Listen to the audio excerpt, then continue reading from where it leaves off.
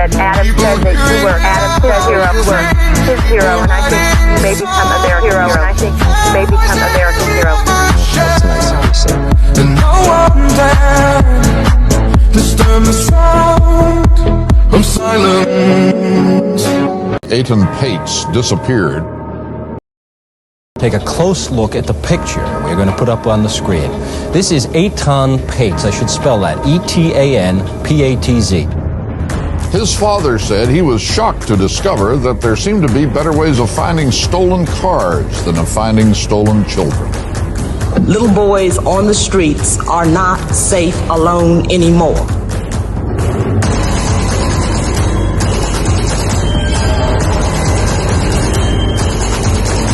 We've come up with the conclusion that he was probably snatched. I just want that person to know that we want to help them as well as Adam. We just want him back more than anything.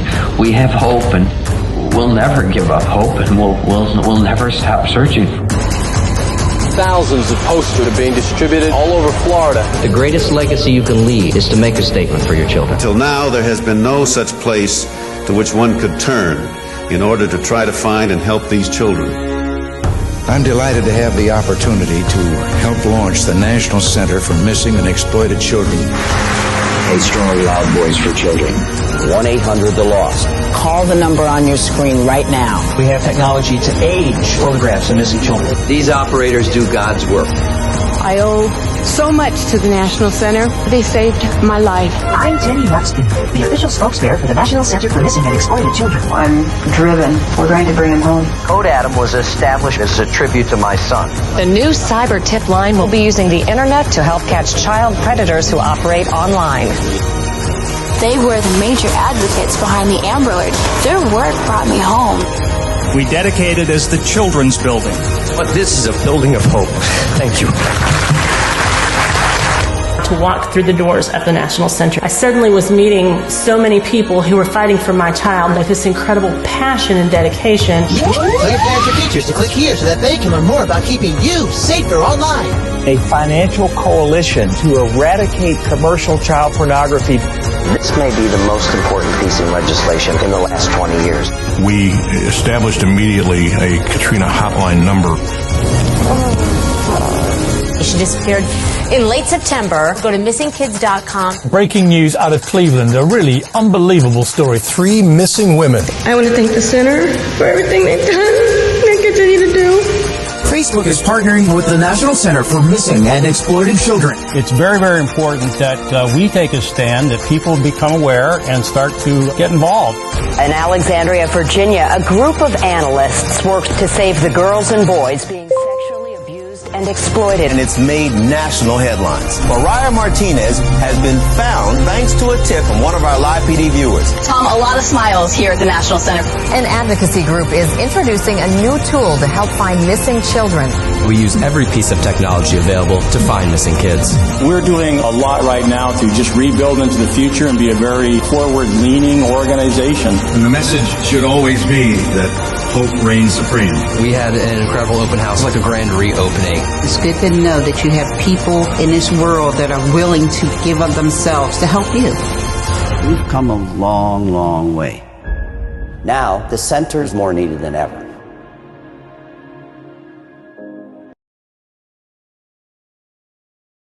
Save the girls and boys being sexually abused and exploited. And it's made national headlines. Mariah Martinez has been found thanks to a tip from one of our live PD viewers. Tom, a lot of smiles here at the National Center.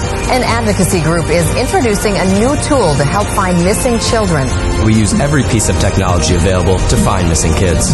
We're doing a lot right now to just rebuild into the future and be a very forward-leaning organization. And the message should always be that hope reigns supreme. We had an incredible open house, like a grand reopening. It's good to know that you have people in this world that are willing to give of themselves to help you.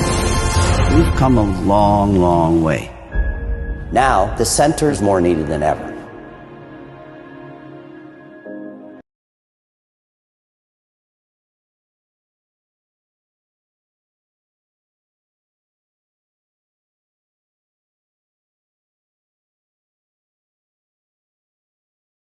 The United States has some pretty wild agencies and organizations. From the NSA to the USAID, we don't have any shortage of government entities that have been directly or indirectly involved in criminal and unethical activities. And yet I think there's an agency that might be involved in some of the craziest and definitely the most dangerous projects the world has ever seen. This month, June 2024, they are still infiltrating American families and their children.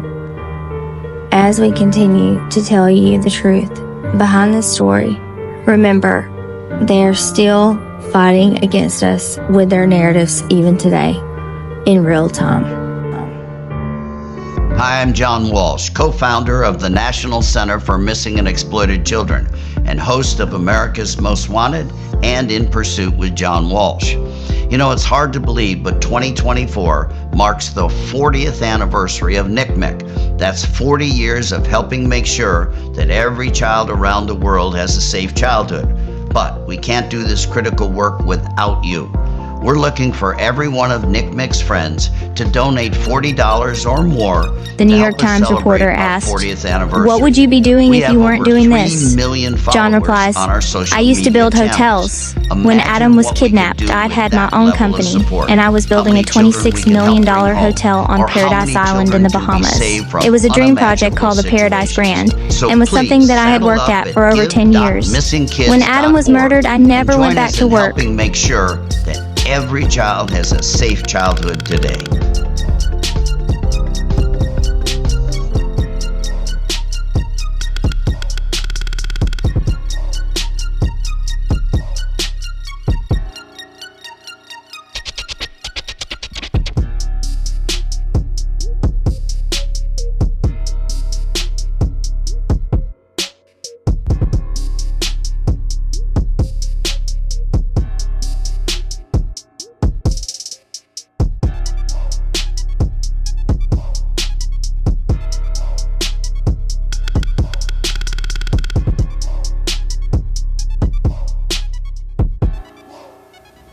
Back in 1981, I had the American dream, the beautiful wife, the house in the suburbs, and a beautiful 6-year-old son. And one day I went to work, kissed my son goodbye, and never saw him again. In 2 weeks, I became the parent of a murdered child, and I'll always be the parent of a murdered child. I still have the heartache, I still have the rage. I waited years for justice. I know what it's like to be there waiting for some answers. And over those years, I learned how to do one thing really well, and that's how to catch these bastards and bring them back to justice. I've become a manhunter. I'm out there looking for bad guys. And the first show aired February 1988, and I think it was 4 days later, overwhelming amount of tips. This sociopathic convicted rapist and murderer was running a shelter for the homeless in Staten Island. His picture had been in the Daily News 3 months before, when then Mayor Koch had brought an award to that homeless shelter. Sociopath hiding in plain sight, tons of tips, in handcuffs because of this reality television show. I thought, this is incredible. This is mind-boggling. This twisted hunk of junk was once a shiny 93 Cadillac. With more than 1,000 shows in the can, time to really get busy and really go to work. Here you go. And more than 1,000 criminals behind bars, Walsh remains a man on a mission. Do you think Adam would be proud of his dad? I hope so. I think wherever he is, he is. Be a 35-year-old man. I don't know, I hope so. I love that little boy. Tonight from New York, go inside Ground Zero with John Walsh, plus see up-to-the-second reports live from Fox News. It's all part of a 2-hour America's Most Wanted investigation. The commercial-free special starts right now. Tonight on an America's Most Wanted special presentation. I'm John Walsh here at Ground Zero. Right behind me is the World Trade Towers. It's unbelievable. It looks like World War II, and it's hard to believe that there are hundreds of missing firemen, about 20 or 30 New York City cops, and God knows how many hundreds or thousands of innocent victims are still in this rubble. Tonight you're going to see something that nobody else has seen. And tonight it's all about justice, because we need your help to catch the bastards who did this.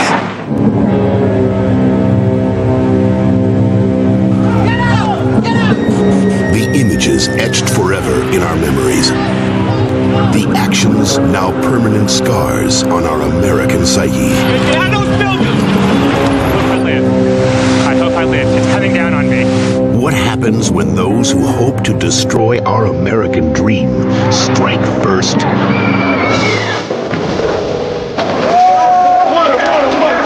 Americans fight back. Tonight, America's Most Wanted shares the lives of the victims and the heroes. This is just a false. John Walsh takes us on a tour of the sights you haven't seen, the stories you haven't heard. I didn't believe this was going to be like this. Heartbreaking. Yeah. Thank you. God bless you, buddy.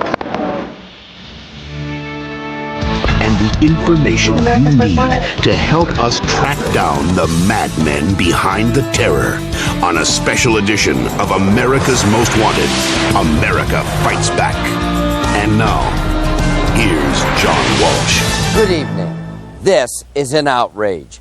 The shocking events that took place this week here in New York and down in Washington, D.C. are still too fresh and too horrible to totally comprehend. And right off, I'd like to say that the hearts and prayers of everyone at America's Most Wanted go out to the victims of this evil and cowardly act and to their families. People everywhere are in disbelief that such a despicable attack could take place. Now, you all know that America's Most Wanted is a program that hunts villains, but it's also a show about heroes. And everywhere I've been in this proud city, I've met the most courageous heroes and survivors. This is a place that you wouldn't want to be, but when you get here, it just overwhelms you. It just overwhelms you. It's just overwhelming being here. It's like a war scene.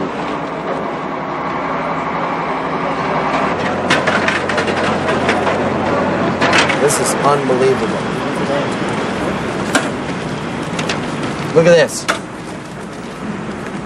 Look at this. This isn't even close. This is just a pub next door. People don't have any idea what went on here. Let's get some of these firemen right here. Is that all right with you? Elizabeth, Elizabeth, New Jersey? Yes. Okay. Thank you for keeping the scum off the street for us. We Absolutely, appreciate it. absolutely. Great job. Here's a crew. Here's a crew from Elizabeth, New Jersey. You guys been working all night, all day, all day? Yes. Yeah, I know you got a lot of brother firemen in there, don't you? I want to share this with you. My wife's sister was on the 89th floor of the South Tower, and she has not been recovered as we speak. So I take it this is very personal for me.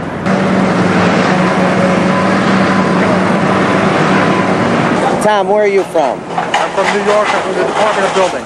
And tell me what you're doing here. I'm here to look for my brother-in-law. His name was William McGovern, battalion chief. He was one of the first to be called to this scene. Last radio transmission from the firehouse said he was on the 10th floor of Tower 1, him and his aide. How are you doing? You've been working down there all morning? Huh? Since yesterday. Since yesterday? Bad scene, isn't it? Huh? I got my brothers are down there, they're dead. Two of your brothers are down there? Oh boy, they haven't found them, no. Nah, they're gone. They're gone? It came down on them, man. Boom. Just came down on them. Yep. You're going to stay here and just try to help them out and dig them out. Yeah. A lot of people. Yeah, a lot of people. God bless you for being down. God bless you. Thank Okay. you. Hey. I'm going to try to find the people who did this. You know that. We're going to get them. I'll get them. We'll get them. They're going to pay. We want some justice here. You know, I think that another name, another missing person. It's just absolutely heartbreaking. It's overwhelming. I never thought I'd get this opportunity, but thank you for all you do. Thank you for what you're doing. Hey, Shamrock, where are you from? Rescue 4. Rescue 4. Lost about 8 guys. You lost about... Oh, God. God bless Thank you. you for all you do. God bless God bless you. You too. Thanks. Thanks for everything. Great meeting you. Hey. Thank you. I lost my uncle. Be safe. We're working here a little hard. guy seeing you. What's your name? Ramona Diaz. I have it written in my arm. You have it on your arm? Because I'm in the bottom. Trying to cut some steel, and so I busted my lip in front of a guy with a leash on his leg. This is tragic. Volunteers here digging by hand through this rubble, praying to find somebody alive. I'm right here in the triage unit. We're about 100 feet from the World Trade Towers. This is Lisa and Marcel. Tell me what... Just who assist you, but just in the field.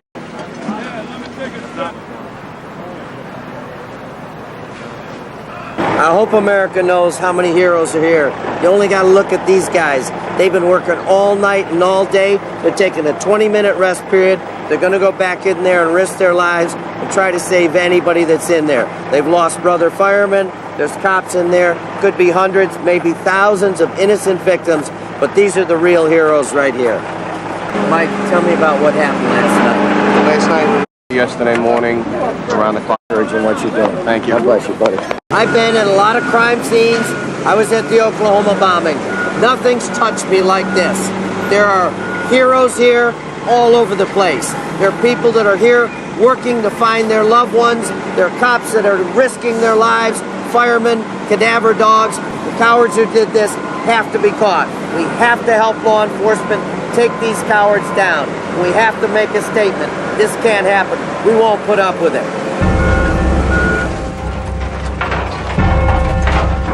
I gotta tell you, this is one of the eeriest and most gut-wrenching feelings I've ever had, being right at ground zero. Looking at that scene, it really sunk in. The fact that two huge twin towers are now just piles of rubble is impossible to fathom. It's chilling.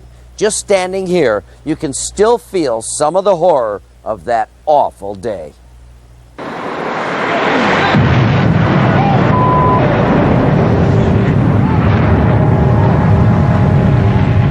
But boom, it was like a bomb went off. The best way to explain that day is through those who were there. I was up on in my office on the northwest corner of the 82nd floor. I heard a noise like a sonic boom almost, and then a blast. The building swayed, it shook a little bit. I saw papers coming fly out of the middle of the building, and then we went to the staircase to try to get down. There was a big shaking. Some of the ceilings collapsed. Looks like there was a fire in the elevator shafts. We had our book bags over our heads. Debris was falling down about the size of this. All portions of the building were falling down. That went on for about 30 or 40 seconds, and that for me was the worst part of this whole experience for me, because I feared for my life, my own life at that time. Get out of those buildings!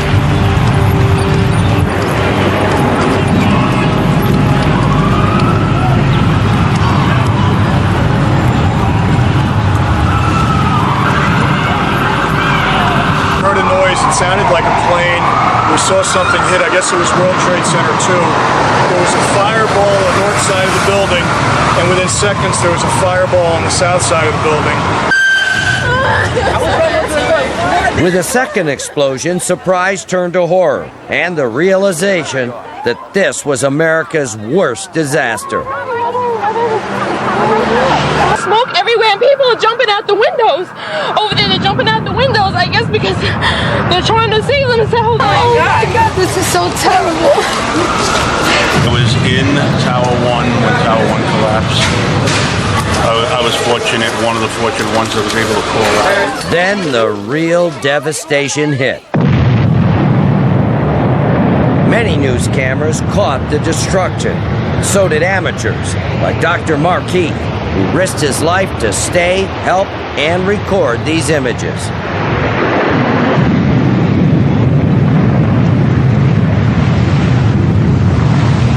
I hope I live.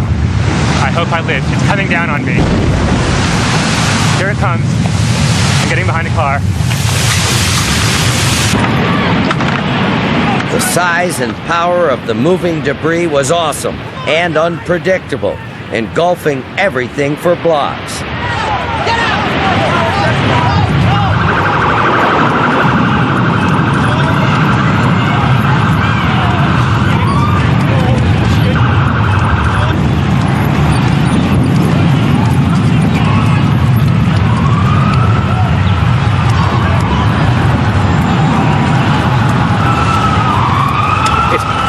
incredible.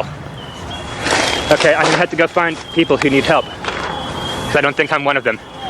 You okay, sir? Okay. New York City. They say someone needs help. If any are unable to move, a light and sound will bring help. Hello, Doc.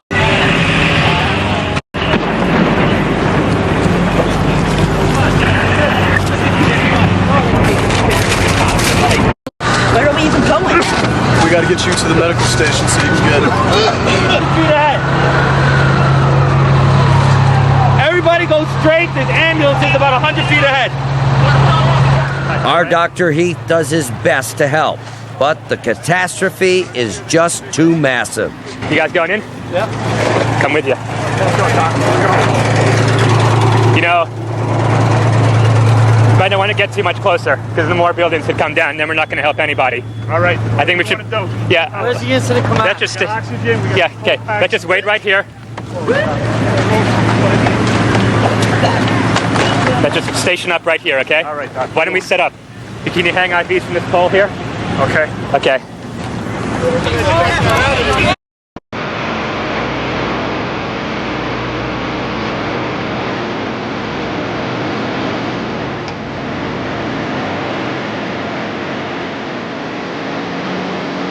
The effort will go on for days, even weeks, but the images will stay with us forever. Just as the nation was watching the horrific images broadcast from here in New York, another impossible scene unfolded in Washington, D.C. We saw the Pentagon, the symbol of our nation's military might, ripped open and on fire. Our Tom Morris filed this report. John, as you know, I spent a year in an anti-terrorist unit for the State Department in Somalia during the war in 1988. We were supposed to prevent things like this from happening when we were over there. But when you see this, you realize that some things can't be prevented. And for the people who actually went through the horror of the explosion in this building, nothing will ever be the same. The crystal clear skies over Washington were marred with a sight no one thought they would ever see. The Pentagon, broken and burning. Somebody told us about the New York tragedy. We turn on CNN and all of a sudden I hear a boom myself. One young black lady was running down the hall screaming and hollering saying, "Get out, get out." It was a bomb.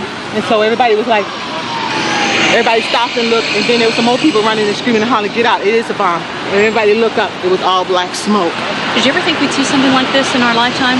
Not here, not here.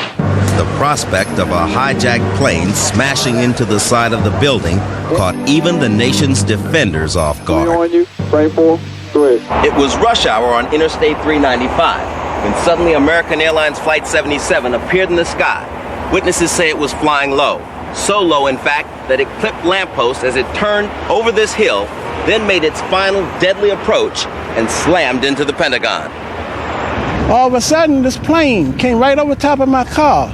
And as I looked up to see the plane, a pole was coming right from underneath of the plane.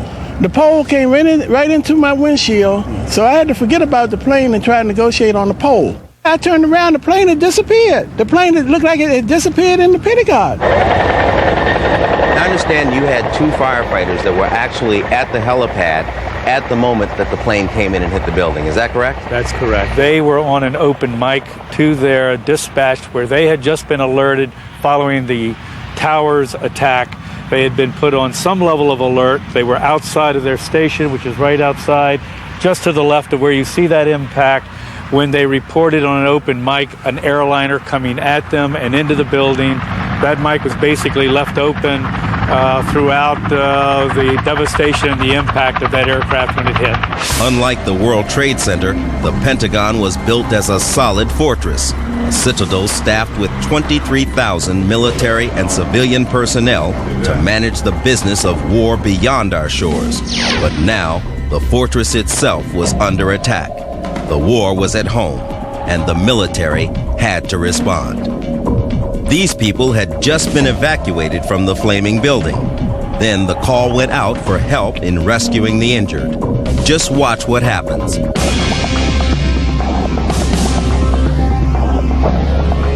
First one, then dozens, then hundreds of men and women run back toward the besieged building in a heroic effort to save their colleagues. And although it took more than a day to douse the last fires, the Pentagon stayed up and running through the entire ordeal. When struck at the very heart of its defense, the armed forces of this country did not flinch. The mission of protecting our nation never wavered, not for a moment. Those pictures and stories of devastation are just unbelievable. But we're not just here to mourn tonight. We've got a big job to do. We're going on a hunt for the cowards that did this. But first, here's the latest update from Fox News. We're going to be going to them throughout the evening. And when we get back, we're going to get down to business. So stay with us.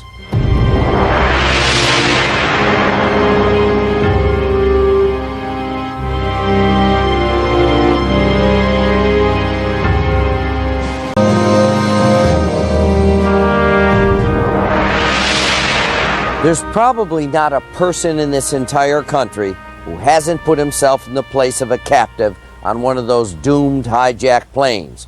We know that many of the people on those planes made heartbreaking phone calls to family. Others called for help. Right now, our Ed Miller has this report on the catastrophe in the sky. X-ray clear for takeoff, 320 at 10 to 15.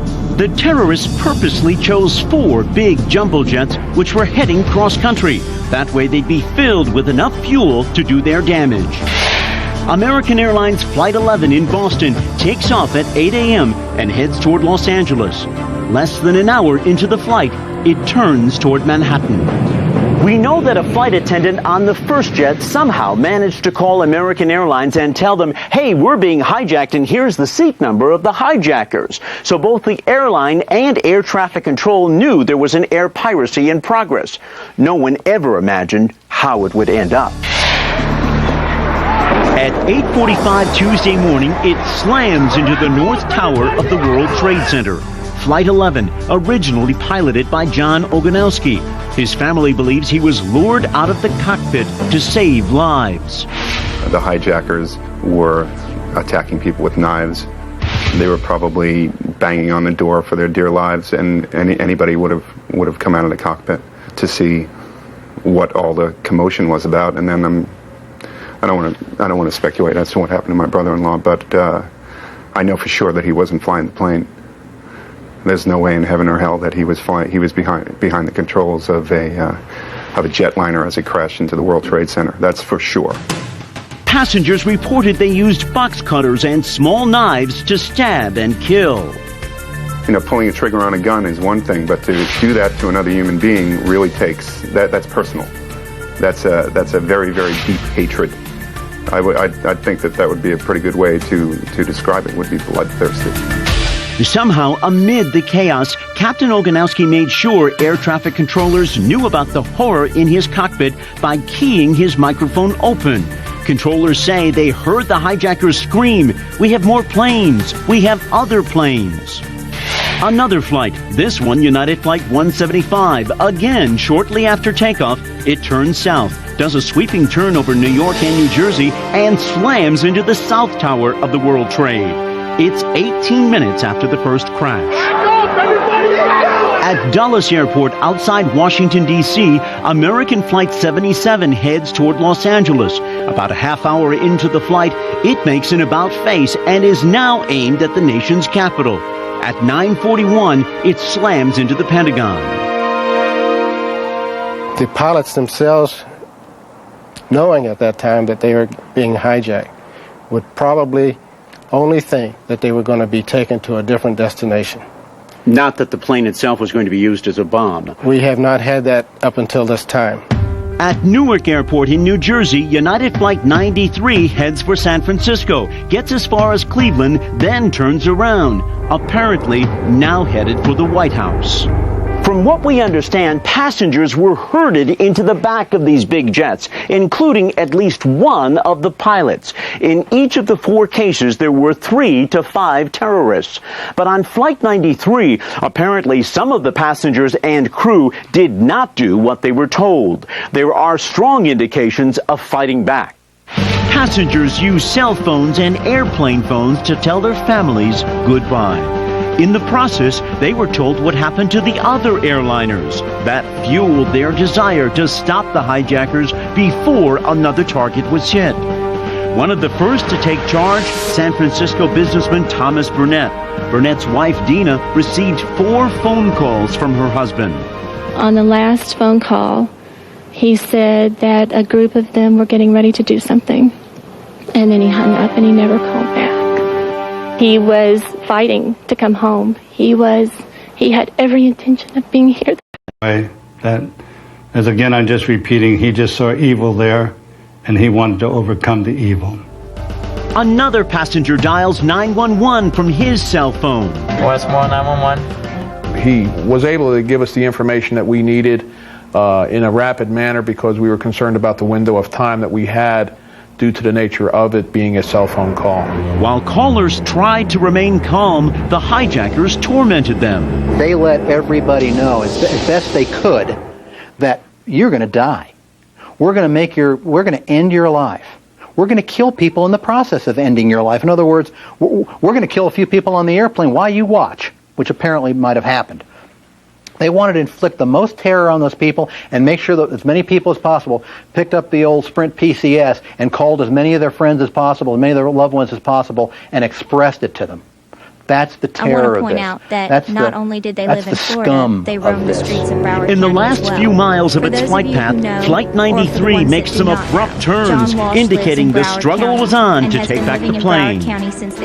At 10 a.m., Flight 93 crashes in a farm field outside of Pittsburgh. And we looked up and we saw this huge airplane. This looked like a big silver bomb. And I heard a very loud rumble, screechy sound, like something was falling from the sky. And then we heard the crash. But it didn't sound like a crash of a car. It seemed like a big thud. We now know that terrorists were trained on flight simulators like this one. And the FBI says some of them were even schooled here in the United States. All they had to do was to steer the aircraft once they took it over. They did not have to be so sufficient as to take it off or to know how to land the airplane. And just steering it into a building would not be that difficult, you believe? Not as difficult as making a landing. None of us can imagine what it was like to be on a plane headed for certain destruction. However, 3 men in this country do know. They were pilots on a plane that was hijacked in similar circumstances back in 1994 and lived to tell about it. They were piloting a FedEx jet when they were attacked from the rear by a disgruntled employee with a hammer. He attempted to take over and steer the big jet into a FedEx building on an apparent suicide mission. At one point, he threatened to shoot them with a spear gun. The quick-thinking pilot turned the plane upside down to throw the hijacker off balance. That allowed the other 2 to wrestle him to the ground. For several minutes, no one was flying the plane. And that seems to be the new model now. Just like the passengers and possibly the crew on the doomed plane that crashed in Pennsylvania, they clearly fought back. They were resisting in every way they could. That's the FedEx model, and that's likely to be the future course that U.S. commercial pilots take when confronted with a hijacking or a takeover. What approach most terrorists take to seize immediate control? They first off were extremely brutal to try to get attention to everybody, and that stops people from doing things. Okay, it breeds brutality, breeds inactivity. The second thing is they became visual, and that is that they caused blood. They made sounds. Horner says the key to survival is thinking quickly on your feet. Survivors do not necessarily make better decisions than you and me. They make decisions, and they make them early, enough to buy them time and options.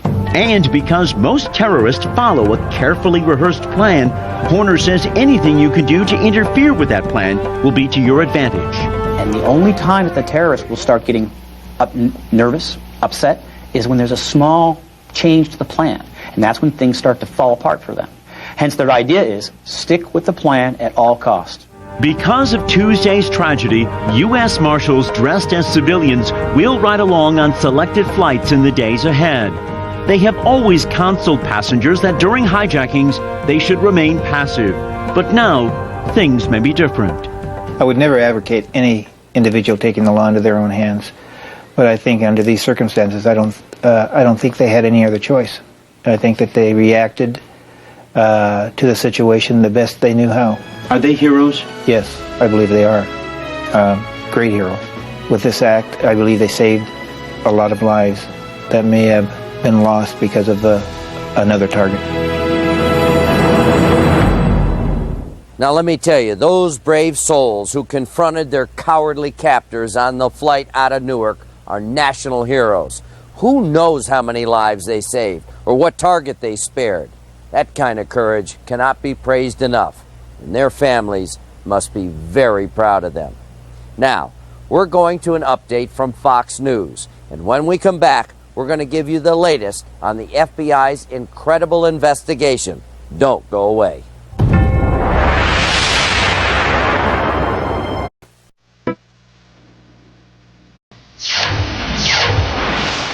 The most deadly terrorist attack ever on our soil is now the subject of the most intense investigation in our nation's history.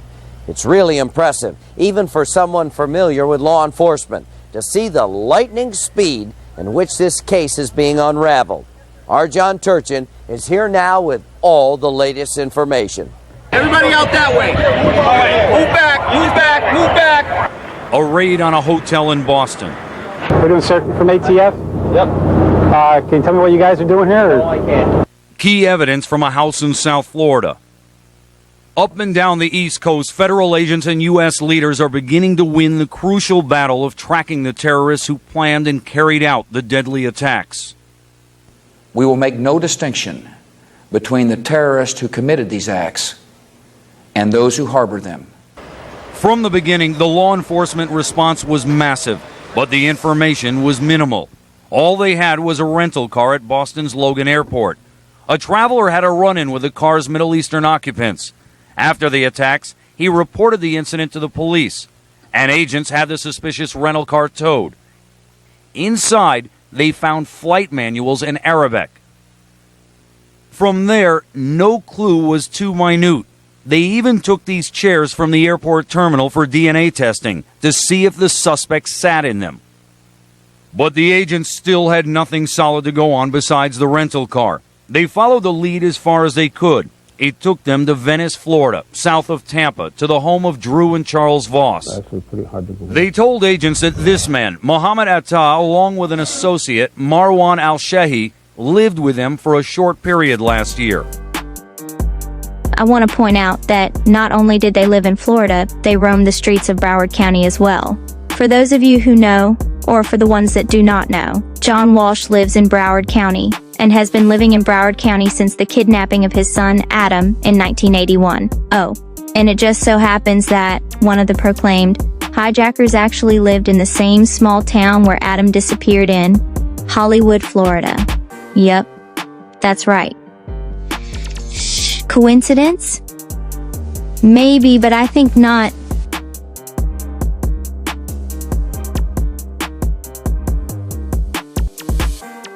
The FBI found a Florida road map at the Dotterell Road address after the attacks. Sherry was written on it. Mohand was the only al-Sherry staying there. The FBI believes the map depicted special airspace areas over the Gulf of Mexico. As the country mourned, investigators scrambled to figure out who could have done it. And the answer to that question led them right here to South Florida.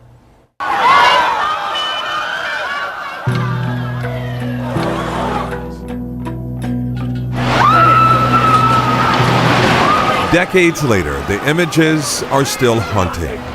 Two planes striking the World Trade Center towers in New York City, less than 20 minutes apart. The one they're looking for just landed. See it down there? Then came reports of the Pentagon being hit and a fourth plane going down in rural Pennsylvania. As terror and chaos unfolded more than 1,000 miles away, South Florida would soon become the center of the investigation. Ringleader Mohammed Atta and 14 of the 18 hijackers had lived and trained in both Broward and Miami-Dade counties. Atta and the others lived in a rented apartment in Coral Springs, and while there, Atta was pulled over by a BSO deputy in May 2001 for driving without a valid license. The case still visible on the county clerk's website, and finally closed in September 2014. Asa also lived in Hollywood at an apartment house on Jackson Street. The home has since been demolished. On the weekend before the attack, Atta got into a tiff with a bartender at the now-closed restaurant named Shuckham's. The argument happening over the bill. Atta stormed out saying, quote, "I can afford to pay. I am a pilot." He and the other hijackers were taking flying lessons in Venice on the West Coast, and also training on commercial aircraft simulators in Opelika, where, according to the FBI, both men, quote, requested training on executing turns and approaches, but no other training. They opened bank accounts, took self-defense courses at neighborhood gyms, the 9/11 Commission presuming it was to stay fit for the attacks. You know, conventional wisdom would tell you, look, there are 15 people in here, they must have gotten some instruction, they must have had some support, they must have gotten something, but we haven't found it yet. Though Osama bin Laden and Khalid Sheikh Mohammed would eventually be identified as the masterminds behind the attacks, why the group settled in South Florida in the months before is still not known. Last year, I was quite surprised. Now I know that when they, while they were here, I know that they had used this address. The couple kicked the pair out of their home earlier this year, claiming the two men were rude. Agents checked the names of Atta and his associate Al-Shehi against the Boston flight manifest, and sure enough, there they were. It was the first big break. Charles Voss, who works at Huffman Aviation International, a nearby flight school, told agents the two men had been flight students. Last year, Atta and his associate passed their flight tests in a small four-seater Cessna. If I would have known, I would kill him by my own bare hands. We then learned that the two men trained on this Boeing 727 flight simulator in Opelika, Florida, a program that simulates a flight over the U.S. Capitol. From there, agents traced the two men to the Fort Lauderdale area to a motel where they recently checked in. Their stay was short-lived since they demanded 24-hour internet access that the manager couldn't provide. They were very angry, and one of them said, we're here on a mission, so we need the telephone line. We can't stay here. Agents then tracked Atta and Al-Shehi to this apartment complex and a restaurant and bar. The owner told FBI agents the men were in his bar just 4 nights before the attacks. He said they were drunk and giving a bartender a tough time about their tab. I was like, is this an issue of money? You don't have any money to pay the bill? And he said, I can pay this bill. I'm an airline pilot, like that. And so I was like, whoa, okay. The bar's owner said it was the shock of his life when he was confronted by the FBI about the incident with the Middle Eastern men. I figured that it was like an issue of like bad checks or something like that. And I go, why? What's going on? And they said that the two gentlemen that they showed were on the flight manifest out of Boston. My heart just about jumped out of my throat when they told me that. The agents now had found 2 of the suspected hijackers. They could now begin the next task, finding the rest of them.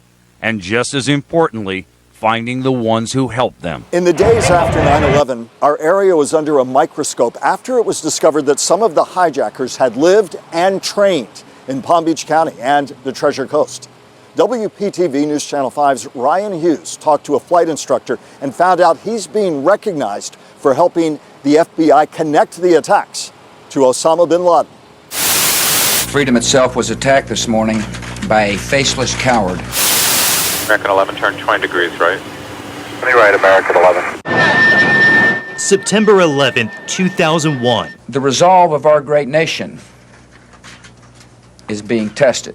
A series of coordinated terrorist attacks, hijackers crashing commercial airlines into the north and south towers of the World Trade Center in New York City. I turned American 20 left and I was going to climb him. He will not respond to me now. Instantly killing and trapping hundreds of innocent people. We will show the world that we will pass this test. The impact felt forever around the world, and Florida launched into the spotlight. For me, it's not an anniversary. I live 9/11 every day. Rudy Deckers is still paying the price 2 decades later. His 9/11 began that next morning, September 12th, in Naples, Florida. I still get the goosebumps, when I talk about it. Rudy owned the flight school Huffman Aviation. The morning after the largest terrorist attack in U.S. history, the FBI was at his business. And that's when he says the pieces started to come together. I felt I was floating out of my body, and I was looking down to my body. It was a shock. It was that moment I realized I trained the terrorists. Unwillingly, of course. For 6 months, Rudy unknowingly taught Mohammed Atta and Marwan al-Shahi how to fly at his school. He made copies of their passports, their visas, but he says there were no red flags. So nothing was out of the ordinary. After all these years, Rudy says he doesn't feel guilt or responsibility. No, we did our job. But in the months after Atta and al-Shahi piloted the planes into the towers, Rudy says his new job was to help investigators with anything he knew. The only thing that I said to myself is you got to be an open book. You got to be telling what you know. You got to help America. You got to give them all the information they need. Now, 20 years later, Rudy was very cooperative. For the first time in a new documentary in Europe with playback images, the FBI says Rudy provided documents and key information helping lead to the capture of an accomplice, Ramzi bin al-Shibh, and linking him to Osama bin Laden. All the evidence that links Ramzi bin al-Shibh to Mohammed Atta, Osama, into the investigation from Rudy Deckers. After 20 years now, finally, I get recognition of what I did. You're gonna have to get off the street. You're gonna have to get off the street. Back in Boston, agents scoured the city for members of an active terrorist cell. With guns drawn and bulletproof shields, cops stormed this 36-story hotel looking for one reputed member of the group. We have in Boston, my understanding also in Providence and also in Miami, we have leads indicating the presence at some point in time of either the hijackers themselves, and we are attempting to recreate the travels of each of the hijackers on the planes, either the hijackers themselves or their associates, and consequently we are following all leads. As they sought information about the attacks, the terrorist plot began unraveling faster and faster. Now the plot was coming together. Investigators knew the attacks on America were well planned by an organized group. They believed there was one team for each hijacked plane. Each team had a leader with support personnel in Newark, Boston, Virginia, and Florida, and one coordinating supervisor oversaw the 4 teams. 52 people were reported to be involved, many slipping into the U.S. from Canada and Los Angeles within the past 12 months on Saudi Arabian passports. As the world now knows, many of them are apparently being traced back to one man, Osama bin Laden, the world's most wanted terrorist. In the days that followed, events unfolded fast and furiously. Officials announced they had identified the 19 terrorists on the planes and went looking for another 118 people who might have pertinent information. One man in New York was arrested as a material witness. An arrest came from as far away as Germany. So far, a total of 25 have been arrested worldwide. The FBI has released the names of the 19 dead terrorists. They are asking anyone who knows of the associates to come forward now. You can call our hotline at 1-800-CRIME-TV with the information. Throughout Florida, agents continue to search homes, apartments, and motels for clues. In one case, among many confiscated items, police seized a gas mask. The FBI just knocked on the door and asked us if we had showed us some pictures and asked if we had seen any of the 4 gentlemen in the pictures, asked for our photo ID, birth certificate. While at New York airports, anyone even remotely suspicious was yanked off of planes. Move back. There have been a number of people detained at the airports, one of which I understand was in fact arrested. He had identification indicating he was a pilot. He attempted to clear security and he was stopped. The identification he had was in fact false. I understand he has been arrested. There are other people that have been detained. As agents begin to win the battle of solving this case, they continue to seek help from you. It all starts with the associates of Osama bin Laden. What he's good at is establishing networks. Ayman Zawahiri is one of his top lieutenants, ahead of the Egyptian Islamic Jihad, also operating out of Afghanistan, but also moving about in the Middle East incognito. That's where you come in.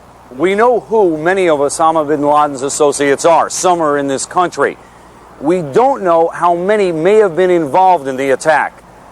Information on who they possibly think is connected with it. Like any other case, each and every AMW tip has been forwarded to the FBI's command post. We can cast a dragnet across the entire country just from our broadcast. And those people who watch America's Most Wanted are our eyes and ears in the streets. We're counting on you once again. We are looking for at least 3 suspected terrorists with ties to bin Laden. They may know something about the recent attacks. Ayman al-Zawahiri is believed to be Osama bin Laden's doctor and is wanted for his alleged role in the 1998 U.S. Embassy bombings in East Africa. Muhsin Musa Matwali Atwa is also wanted for his alleged involvement in the 1998 U.S. Embassy bombings. And Khaled Shaikh Mohammed is wanted for conspiring to bomb 12 U.S. airliners flying over the Pacific Ocean in 1995. If you know anything about these cases, please call 1-800-CRIME-TV.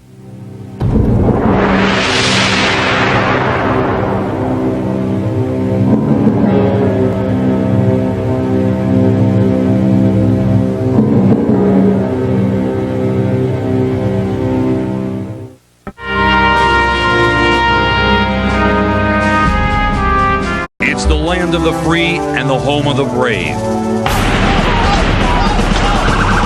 This week, it became the land of terror, and the person believed to be heavily involved in these attacks has struck before. The World Trade Center bombing, the attack on American servicemen in Saudi Arabia, the 1998 attacks on U.S. embassies in Africa. They're all tied to this man, Muslim extremist Osama bin Laden, the most wanted man in the world. He really does believe that he has a mission from God, and as such sees himself sort of as the American soil. There is not the slightest doubt that Osama bin Laden, his worldwide allies, and his sympathizers are planning further attacks against us. Bin Laden's organization has contacts virtually worldwide, including in the United States, and he has stated unequivocally that all Americans are targets. Bin Laden almost certainly is not in the United States, but some of his closest operatives are. One worked at helping to plan the 1993 World Trade Center bombing. Bin Laden has said it is the duty of all Muslims to kill U.S. citizens, any citizens, and he has the cash flow to follow through. That is the core of the Islamic Jihad. The holiest goal is to purify the land, ridding it of any non-Islamic life. He's not crazy. He is a fanatic, but that the Afghan ruling Islamic militia, the Taliban, has been hiding out the elusive terrorist. I do. The bubble has burst. We're back into the real world now. Whether or not Osama bin Laden is responsible for this attack, it is clear that many other terrorists could be. Unreal, huh? And more importantly, many others could be responsible for the next one. If you look at what nations, for example, have either acquired or seeking to acquire biological weapons capabilities, it's no surprise that all the rogue nations populate this list. Whether we're looking at Syria, whether we're looking at Iraq, whether we're looking at Iran, whether we're looking at, to a lesser extent, Libya. Yes, these are states that we need to be concerned about. They know they cannot defeat the United States tank for tank, plane for plane, in a traditional war on the conventional battlefield, recognizing that to offset our strengths and play to our weaknesses, terrorism is a tactic and a policy of war. And even smaller groups have been able to cause a large amount of destruction. That's true of two American terrorists, the accused bomber Eric Rudolph, as well as Oklahoma City bomber Timothy McVeigh. We have For the last 30 or 40 years, there have been a lot of pseudo-sophisticated people saying that they believe there really is no difference between right and wrong, or there is no such thing as good and evil. That's bunk. It's always been bunk. This is right and wrong. We saw evil. We saw the face of evil, unambiguous evil. Now get ready for an update from Fox News. Then we'll be right back with lots more of America's Most Wanted. Stay right here.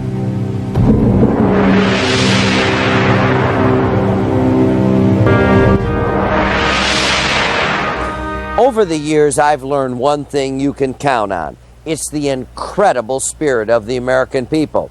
It seems to be part of our nature to be at our best when things are at their worst. Once again this week, ordinary people step forward in the midst of tragedy to do some very extraordinary things. Our Rick Siegel has the story.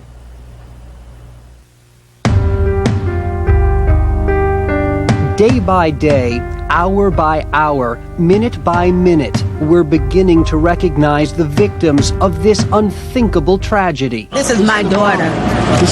In a tragedy such as this, we find that in our heroes. Because when this atrocity occurred, emergency personnel rushed to the city, not only from the New York area, not only from the East Coast, but from the entire nation and beyond. I came by myself from Indiana and then with picks, shovels, ropes. Just everybody wants to work. Half people alive out of there. You know, I don't want to hear about a body count. It was an intense feeling. Their lives in the terrorist attack. This firehouse, nicknamed Hell's Kitchen, lost 10 of its very own. These are just a few of the brave people who lost their lives running into the burning buildings while everybody else ran in the other direction. These are the faces of true heroes. Yet we're just out here giving support. We tried to volunteer earlier, but they had enough left. And go back and do it again. It feels great to have all the support from everybody here. Everybody's out keeping us going. If it wasn't for these people like you guys and these people here, we wouldn't be able to do it. People stand by with tons of food, cards. They're setting a little shrine up in front of the firehouse. I mean, all night just stand by, you know, the gratitude, just, giving us so much food and just, hoping they can help in one way or another. I've seen the worst stuff in my life the last day, and this is the most amazing act of human kindness I've ever seen. So how do you define a hero? At a time like this, you don't have to. This tragedy has affected us all personally in one way or another. Now, I'd like to acknowledge some of my personal heroes. The most elite rescue unit in the city, Rescue 1. We tagged along with the men on this top-notch team some years ago as they showed off their incredible skills. We also witnessed some amazing acts of heroism. Brave men. And once again, from everybody here at America's Most Wanted, our hearts and prayers go out to all the families and friends who are missing loved ones. We've seen them all week, passing out flyers, standing vigil, and waiting desperately for any word. To all of them, I want to say this personally. I know firsthand what you're going through. The not knowing is the worst. Now, we're putting the pictures of the missing on the America's Most Wanted website, AMW.com. So go there and we'll tell you how to send in your loved one's pictures. But believe it or not, these pictures are not from this week. They're from 8 years ago. Please avoid the World Trade Center. No one ever thought it could happen back in '93, and no one ever thought it would happen again. Militant terrorists had planted a car bomb in the underground parking lot of the World Trade Center. The result? Devastation. 6 people dead, 1,000 people injured, and $500 million in damages. Panicked, people fled the building as fast as they could. But in the end, the Twin Towers did not topple. It was a tremendous blast. It severely weakened and destroyed the parking areas and so forth. Americans may have been blind to it, but every year there are more than 100 terrorist attacks against U.S. targets, and that number has been steadily increasing. Some of them you've never heard of. Some of them struck into the very heart of America. Seemed like the whole world ended. No one can shake the images of Oklahoma. The death toll, 168. Terrorism struck Americans once more at the U.S. embassies in Eastern Africa. 224 people were killed. In October of 2000, the USS Cole docked for refueling in Aden, Yemen. A suicide boat filled with explosives rammed the naval destroyer. Some of the sailors that were standing on the ship looking down said as these guys came in, they were smiling as they rammed their boat in the explosion. The blast claimed 17 sailors. For years, I've worked with Interpol shoulder to shoulder, trying to stop these terrorists before it was too late. But as painful as these images are, it's inspiring to realize that the culprits were brought to justice through the vigilance of average Americans and good old-fashioned police work. Case in point, let's go back to 1993. When the rubble cleared at the World Trade Center bombing, an axle lay at the center of the blast. The axle was from the vehicle used to besiege the Twin Towers. It can to obtain bomb manuals, fingerprints, safe houses. Another case in point, Oklahoma City. Even before the call went out to law enforcement about the Oklahoma City bomb, police had the bomber by the tail because one is in jail. McVeigh was never again allowed to create devastation. Timothy McVeigh's death sentence was carried out on June 11, 2001. One more case in point, a terrorist attack that never happened. At the Canadian-U.S. border in December of 1999, 4 alert customs officials made a startling discovery when a man by the name of Ahmed Rassam tried to enter the U.S. I asked him to complete a customs declaration, and he did that and stepped out of the car and opened his trunk for us. There were several plastic bags filled with powder, and I said, hey, Mark, we got a problem here. The cargo he was carrying, a type of nitroglycerin and 4-timers, were precursors for plastic explosives. Rassam was part of a master plot to destroy the U.S. Millennium celebration. Point to all these cases, the simple act of paying attention to details brought... It's at least part of his responsibility.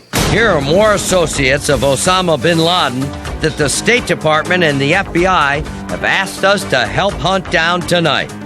Mohammed Atif is believed to be Osama bin Laden's second-in-command and is wanted for his alleged involvement with the 1998 U.S. Embassy bombings in East Africa.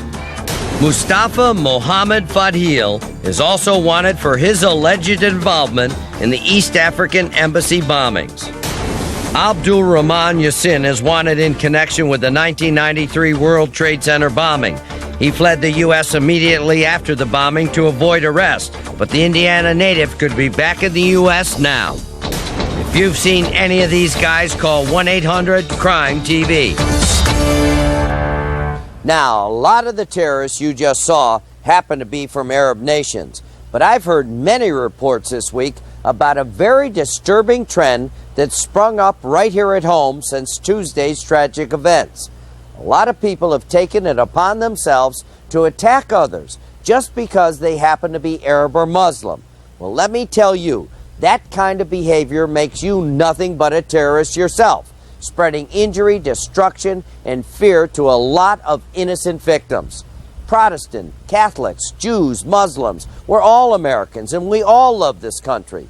We cannot tolerate hatred of one group by another, period. These attacks must stop right now. Now, Fox News has an update, and then we'll be right back with more America's Most Wanted. Was changed forever. Our Kate Sullivan asked the experts what lies ahead now that the unthinkable has already happened. Who are these experts, John? Planners? Afghanistan. It's a bleak, barren country that hides the terrorist Osama bin Laden. But it's not that simple. Former Joint Chiefs of Staff Chairman Admiral William Krause says that while we want retribution, we must also show restraint and consider all of our options because terrorists will find a way to strike back. If we act in the wrong way, we could very well further the cause of terrorism. They will go to other forms of terrorism. And I think we should keep that in mind, very permanently in mind, that there are other ways of doing great damage to the country. Biological attack is probably one of the worst attacks. A crop dusting plane using 100 pounds of ammunition. Or they can strike. Former FBI Director and CIA Chief William Webster thinks that plan is too far from the American way. Worst case scenario is that in the future, when American leaders are picked off for assassination, that how can we complain because we've been guilty of it ourselves? Whatever we do, we need to realize this won't be a conventional war, and the rules have changed forever. Now got a call from an American journalist who said that he had a source who said that I had tortured Abu Zubaydah. President Bush said that if there was torture, it was the result of a rogue CIA officer, and then nobody said anything. I kept waiting for it to go public. Number one, the CIA was torturing its prisoners. Number two, that torture was official U.S. government policy. It was not the result of a rogue. Worst case scenario is that in the future, when American leaders are picked off for assassination, that how can we complain because we've been guilty of it ourselves? Whatever we do, we need to realize this won't be a conventional war, and the rules have changed forever. Now the paradigm of terrorism has changed. No one can predict where they will strike again. Nobody can make this prediction any longer. The entire theory of terrorism has been thrown out the window with a series of atrocities that occurred in New York and Washington. They will take great comfort from this, the terrorists would, and they're very proud of their success. And this may energize them or push them into other more ambitious schemes. Osama bin Laden has been talking about defeating the United States through his organization Al-Qaeda since 1985, 1986. Steve Emerson predicted 3 years ago in this counterterrorism journal that the World Trade Center would be destroyed. The war has been brought to American shores by the enemy.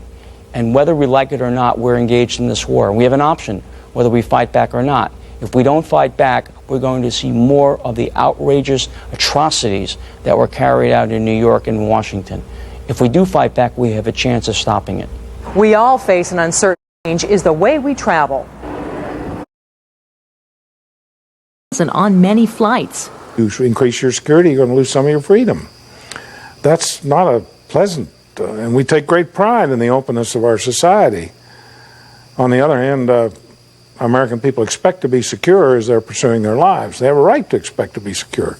While Americans are reluctant to give up freedoms, history shows we are not afraid to sacrifice for our country. A series of military strikes will unfortunately have a limited effect.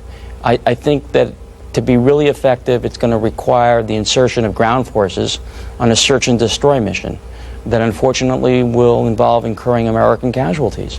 This is a strong country. This is an affluent country. This is a permanent country. And we're going to beat this. And the unity that we're seeing right now that's spring up is one of the side benefits of this thing. The American people are going to draw together and they're going to defeat this thing. I have no qualms about that. We're going to do it. We have other means than appearing to be like the terrorists themselves. We should not give up all that we stand for. That is the thing we leave for our children, that we are Americans, and America is a great country. The attacks here in New York City and in Washington, D.C. are on everyone's minds. So we thought we'd go out on the street and hear what people were saying about this week's events.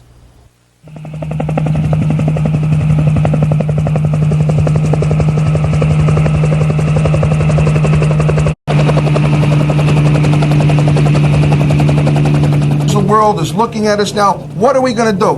And look what we're doing. Nothing. Sandy, let me say the final thing. If one person makes the decision, let that person make the decision, and we'll get rid of this. So why?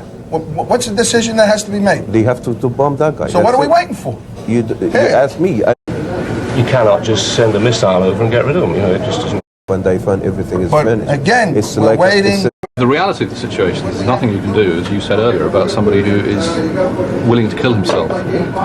And that's a different... That's it. I hope will be over. We're here in Midtown, it's like nothing happened. Downtown, so many people die. You know, it's amazing. Personally, I feel very confused in this moment. Okay, so Doc, you think we're playing? We didn't get you the first time. Everybody's suffering. Cab drivers are suffering. World Trade Center, as far-fetched as it sounds, don't you think? We don't even deserve watching it on this. TV, it looks like it. That's right. You can't say... I just feel like it's better for you to know what's going on rather than to try to hide it from you. Yeah, that would be best. Stop it. I was born here. Nobody's talking. Scream whatever they want, burn my flag, and I didn't blame all the Muslims. We can never let our guard. Funeral Monday, 9/17/01 at 1030 hours from a funeral parlor at 0830.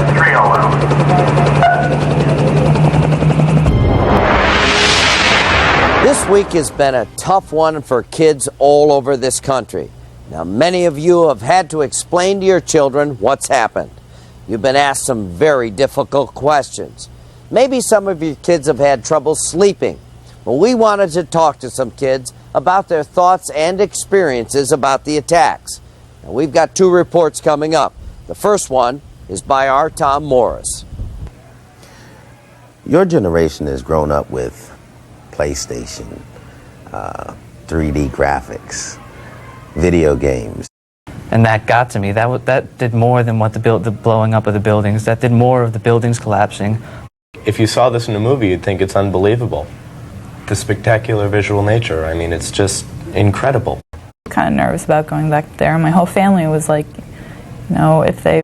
Job at a local pet store. I stopped by there to see how things were. Anything, I just let things happen. And when he walked away, so did I. People know that all Islamic people that are Americans. And not all Islamic people did what people are saying that they did. This was a select few group. He's saying how he was shocked that something like this could happen. So, I mean, there's so many contradicting views that we can't actually go against one country or several countries. I think if we just stoop down to the level that those terrorists did to us, we're admitting that their way is right and that's how we're going to fight back.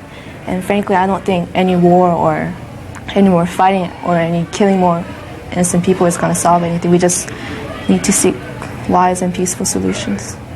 Are any of you registered for the Selective Service? Any of you planning to register as a result of this event? You going to join the military, you think? Once I turn 17, I'm going to take that opportunity this year. I'll try to. If 2 years from now, when you're all out of high school, the Army, U.S. government says we need 500,000 young men and women to volunteer, how many of you would volunteer for the service to go and fight in such a war? Okay. It depends on the situation, what's going on. For me, it wouldn't depend on the situation. I mean, I agree with my parents in this part. We can't let this slip by like we let all these things slip by. There's so many bombings and there's so many things, and we have to go and root these people out. Is there any one message that you'd like to get out to all the other high school kids, your peers around the country, about where we are today in this situation? Unite, try to solve things, help. I would say that this is definitely an event that has to unify us. It can't drive us apart, or else we're going to collapse. Like John said before, basically just don't be judgmental on one group of people.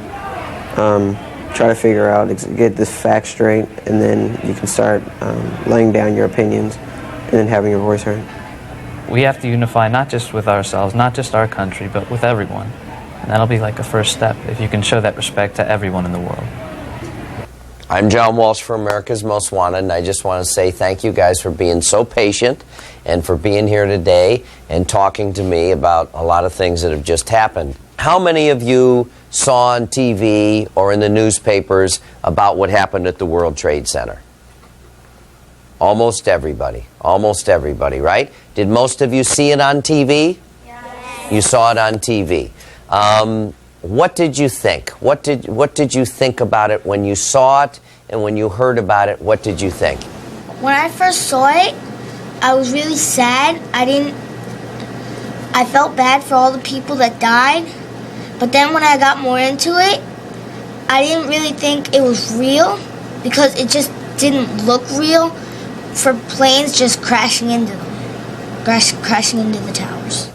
So it really seemed, because you guys watch TV all the time, that it almost looked like a movie, like an action movie or a stunt, right? I didn't believe it at first because it looked so fake about how they just collapsed and a plane going into it. And then I realized this is real life and this really happened, and I was scared. Kenny, tell me about your dad. He was in New York and he has to go through the World Trade Towers, right? To go to work? Yeah. So what happened that day? He was there when the first plane crashed, and everybody was screaming when he was about to go on the escalator.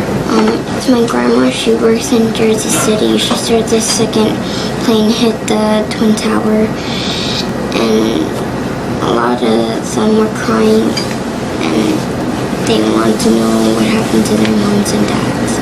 But your grandmother's okay.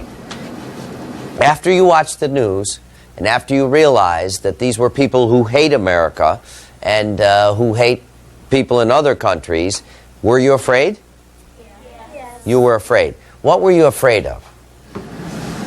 Having another world war, because I wouldn't like having like other people's planes flying over me with bombs. It's kind of scary.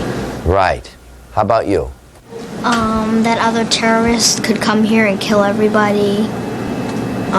Everybody in this country.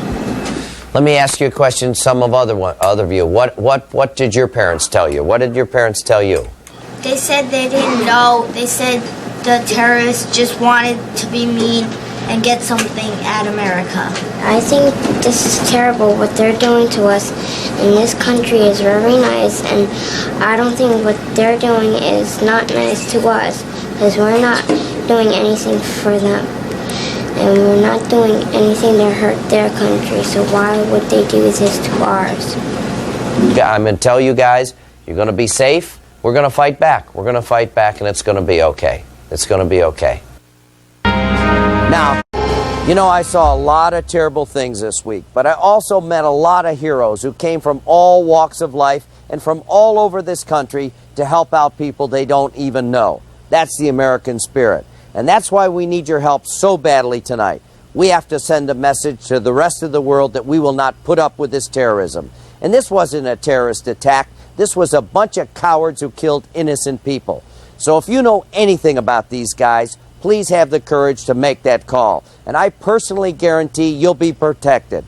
If you're afraid, you can remain anonymous. We don't tape the calls. We don't trace the calls. We just need the tips to get these guys off the streets. I'm John Walsh. It's been a tough week, but you know what? The American spirit will persevere. I always say it. You can make a difference, and we need you to make a difference tonight. Say does the star-spangled banner yet wave o'er the land of the free and the home above? These acts of mass murder were intended to frighten our nation into chaos and retreat. But they have failed. Our country is strong. The light from above, from the mountains to the prairies, to the ocean, white with foam. God bless America, my home.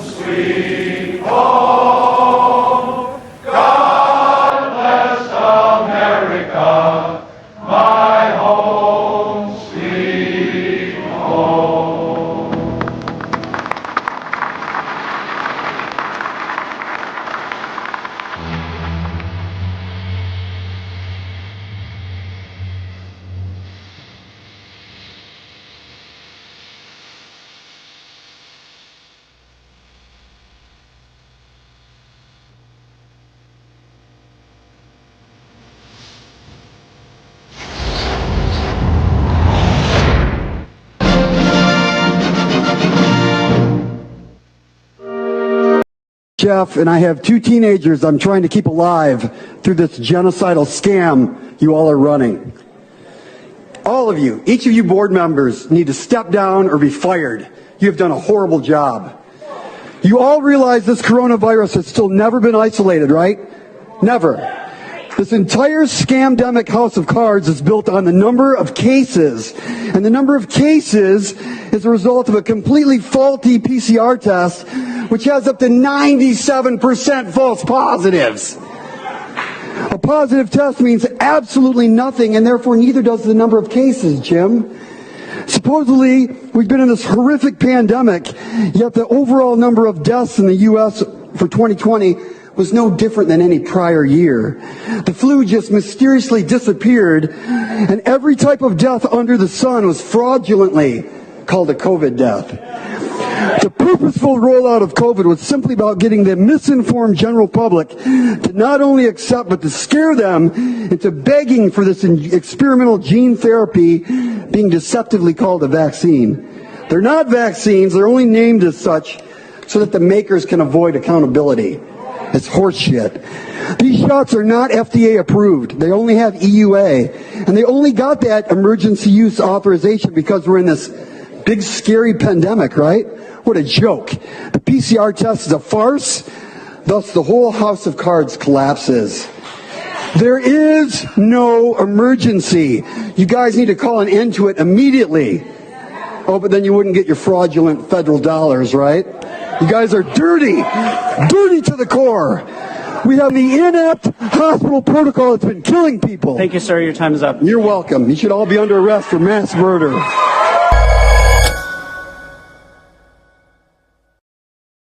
I would say, be strong. If you can be in that trial every day, the DA some days will have to tell you they're going to show pictures that you shouldn't see. They're pictures that you cannot unsee. So they should be prepared, but they should be strong. They got to remember one thing. They weren't the victim. Reve always says it to me. People say they feel sorry for us or we're glad what we're doing and stuff. We have to remember who the real victim was. It was Adam. So those children were the victims. The parents have to. They don't have to do anything. They don't have to go to the state capitol and change laws. They just have to get through the trial. And when the trial is done, and I'm sure that they'll get justice, I truly believe it, what the main thing to do is celebrate the life of that child. I realized the 6.5 years I had Adam were some of the best of my life. He was our first child. We celebrate him. We don't remember the day he was taken. We don't remember how he was murdered. We don't talk about that. We celebrate the life of that child. So my prayers are with those families. It's the worst thing you can imagine to be the parent of a murdered child. It's just unbearable. It breaks your heart in half. And you know what? You'll take that to your death with you. You never forget. There's no such thing as closure. You still have lost your child. So, but I wish those people, I pray for them because they will get through it in honor of their children. They will persevere and make sure that their children got justice. And if they can help, if they can advise other people or want to volunteer somewhere and do something or introduce a piece of legislation, it's not a requirement. Doesn't mean you're not a good person because you don't storm the state capitol. But my prayers are with them. And I say to all Americans, America's Most Wanted, one great thing. We caught 1,200 uncatchable guys. We caught 17 of the FBI's 10 most wanted, more than any FBI agent. We recovered 61 stranger abducted children alive because of the public. I say to them now, watch America's Most Wanted Monday nights on Fox Network, 8 o'clock East time, because you can make a difference. I don't want to know your name. Call up. Go online. I don't want to know your name. I don't care if you're legal or illegal. No one's going to come and knock on your door. No DA, no cop's going to say, oh, we need you now in the trial. And then they get a witness list and you're dead because you turned in your cousin who is a gangbanger. No, I say, just call me. I will find that dirtbag. I will find a way to catch them. So I'm hoping people watch America's Most Wanted so we can end the torture and get some justice for the victims. Then I was a victim and didn't know who killed my son for 27 years. So please watch America's Most Wanted or tape it. Help me catch bad guys. You might save a life.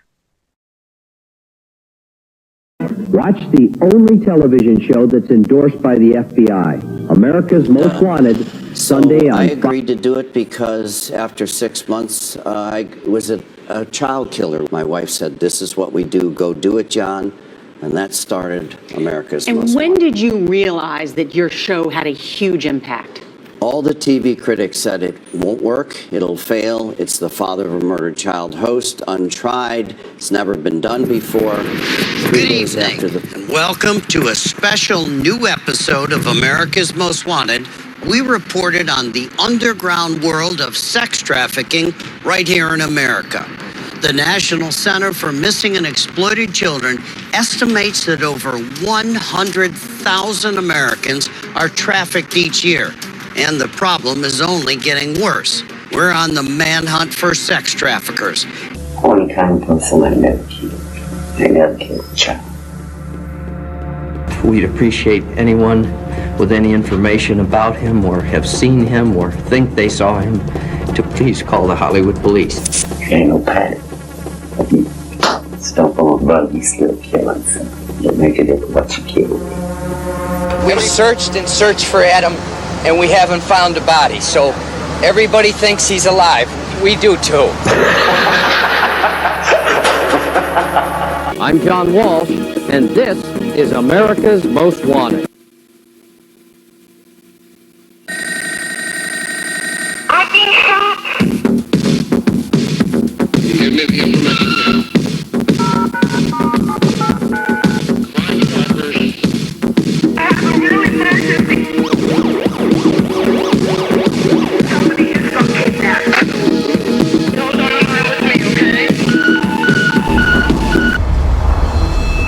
I'm John Walsh, and I've dedicated my entire life to locking up the worst criminals.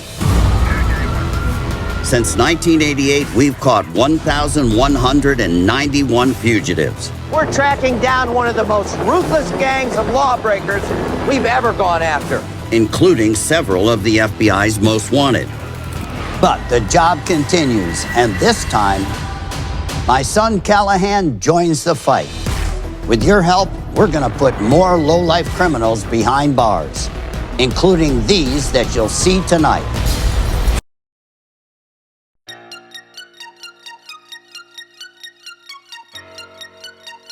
So, John, you've decided to take up ruling the world. Congratulations. Now, before we get started, it's important to learn about false flags. They are an essential component in controlling popular opinion. False flags will help to keep everyone too afraid to ask questions. The only thing they will be asking for is for more government to keep them safe. False flags are also great in getting support for unpopular, unjust wars. Now let's get started.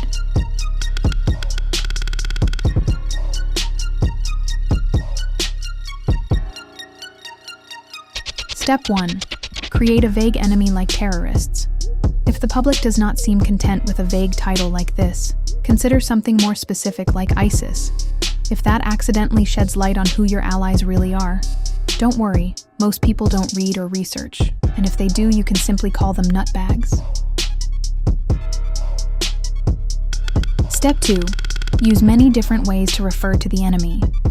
For example, change ISIS to ISIL, to is to Muslim extremist to Muslim jihadist. You get the idea.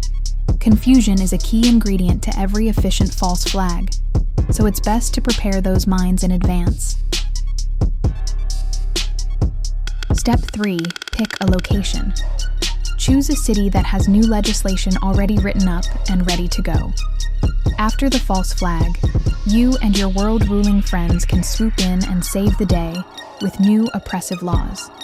The public will feel safe, and everyone wins.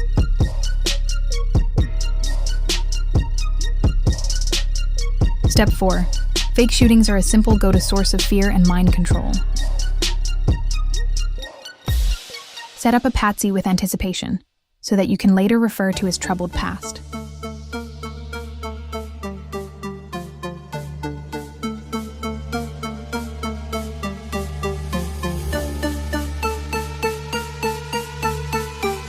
Step 5. Prepare for your false flag with drills, with a few small changes. The day of your planned event, you can present your drill as real. If anyone finds out about the drills beforehand, Don't worry, the public believes in coincidences and will be amazed, but not suspicious.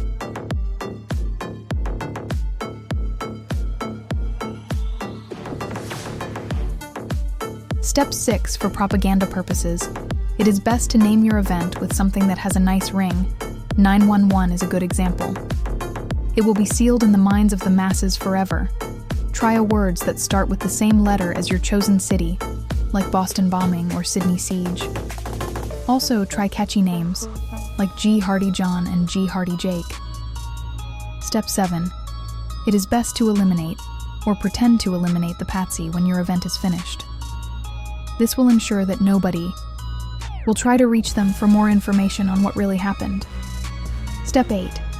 Get some actors. Everybody loves a good story with heroes. Neighbors love affairs, good Samaritans. Get creative. It is best if they have prior acting experience and ties to the government. This will make them good liars and motivated to keep your secret. Step 9. If your time or budget does not allow for a live setting, simply create an event in a studio or remote location, film, and carefully edit with special effects, and then pass off as raw footage. Nobody will question this. Step 10. Use and monitor social media. Get feel-good hashtags like #NotAfraid, #She'sSweetCharlie. You can later flash these around at your pre-planned peace march. By following this easy 10-step process, you are on your way to creating your very own false flag for public mind control. It's easy, and anyone can do it provided you have unlimited funds, a dumbed-down population, and a pool of sellouts who will be willing players in your scheme. Creating a false flag will be an essential part of your complete world domination. Remember, fear is your friend.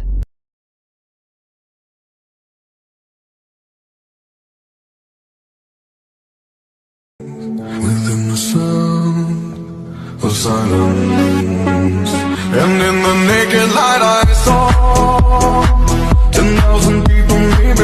I don't know what else I can say, but appreciate your time.